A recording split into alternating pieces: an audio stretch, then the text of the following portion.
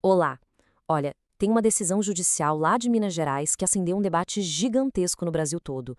Uma discussão sobre lei, sobre vulnerabilidade e sobre o que é justiça.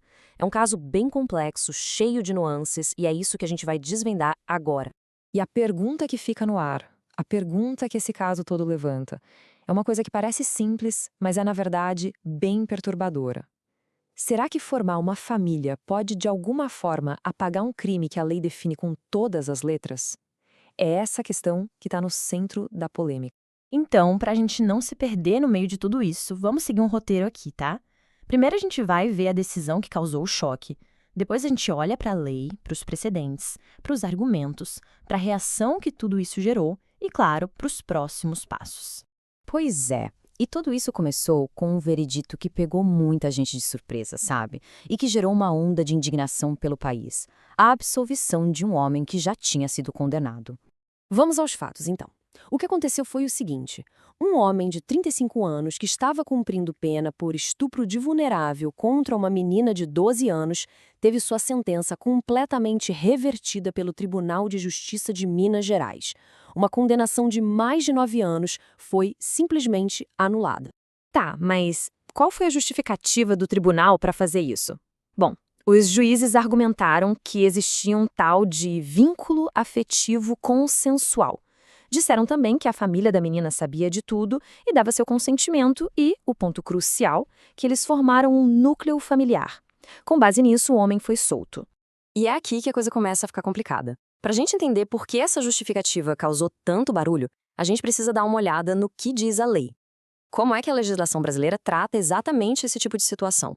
O crime que está no centro de tudo isso é o chamado estupro de vulnerável. Ele está lá no artigo 217-A do Código Penal. E a lei é bem direta, bem clara. Qualquer ato sexual com uma pessoa menor de 14 anos é crime. E a pena é pesada, de 8 a 15 anos de prisão. E aqui, olha, chegamos no ponto-chave de toda essa discussão. A lei se baseia num princípio chamado presunção absoluta de vulnerabilidade. O que isso quer dizer? Quer dizer que, para a lei, uma pessoa com menos de 14 anos é sempre considerada vulnerável. Não tem meio termo, não tem mais, não se discute caso a caso. É um princípio absoluto. Ok, então temos a lei. Mas não é só isso. Existe também o que a gente chama de jurisprudência, que é, basicamente, como os tribunais mais importantes lá de Brasília já decidiram sobre esse mesmo assunto antes. E nesse ponto, a coisa é mais clara ainda.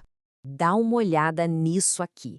Essa é a súmula 59 do Superior Tribunal de Justiça, o STJ.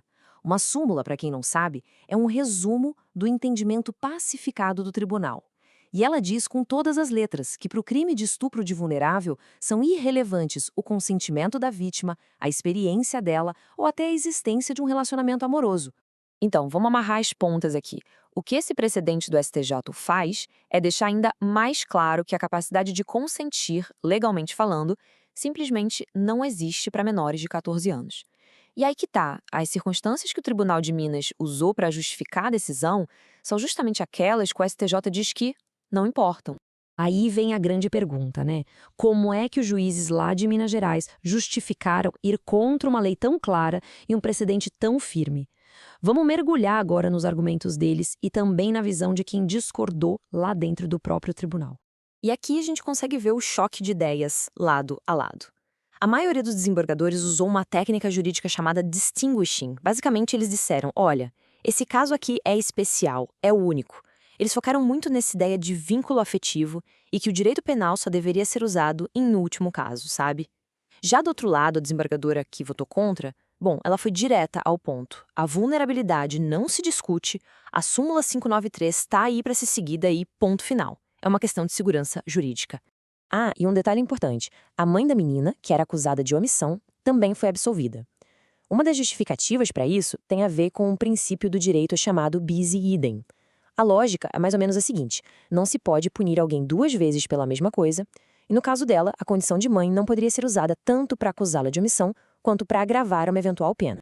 Bom, e como já era de se imaginar, uma decisão como essa não ia passar batida, né? A reação foi imediata e muito forte. Vamos ver agora como o Brasil reagiu a tudo isso. Para começar, o governo federal se posicionou de forma bem dura.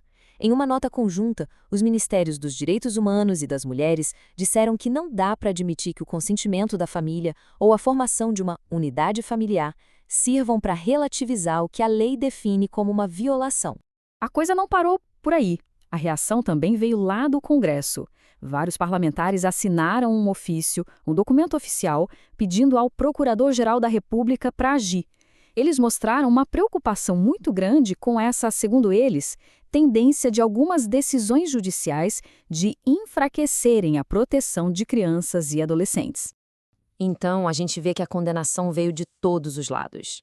Juristas importantes alertaram que isso é um retrocesso que cria uma insegurança jurídica perigosa. Políticos de diversas correntes chamaram a decisão de uma normalização do abuso. E olha que interessante, até um ministro do STJ, o Rogério Schietti, já tinha falado antes sobre o desconforto que ele sentia com essa tendência de alguns juízes relativizarem a proteção de menores. Ok. Com toda essa repercussão, essa pressão toda e esse conflito claro com a lei e com o que os tribunais superiores pensam, o que acontece agora? Porque essa história está longe de acabar. Basicamente, o futuro desse caso se desenrola em 3 frentes. Primeiro, o Ministério Público de Minas Gerais já bateu o martelo e disse que vai recorrer. Segundo, o Conselho Nacional de Justiça, que fiscaliza o judiciário, abriu uma investigação para apurar a conduta dos desembargadores. E terceiro, a grande aposta dos especialistas é que o STJ, mais cedo ou mais tarde, vai reverter essa absolvição e deixar claro, mais uma vez, que a sua súmula continua valendo. E tudo isso nos traz a uma reflexão final, uma questão bem profunda. Esse caso todo joga a luz sobre uma tensão muito delicada. Em que momento a tentativa de proteger uma unidade familiar acaba batendo de frente com o dever de proteger uma criança?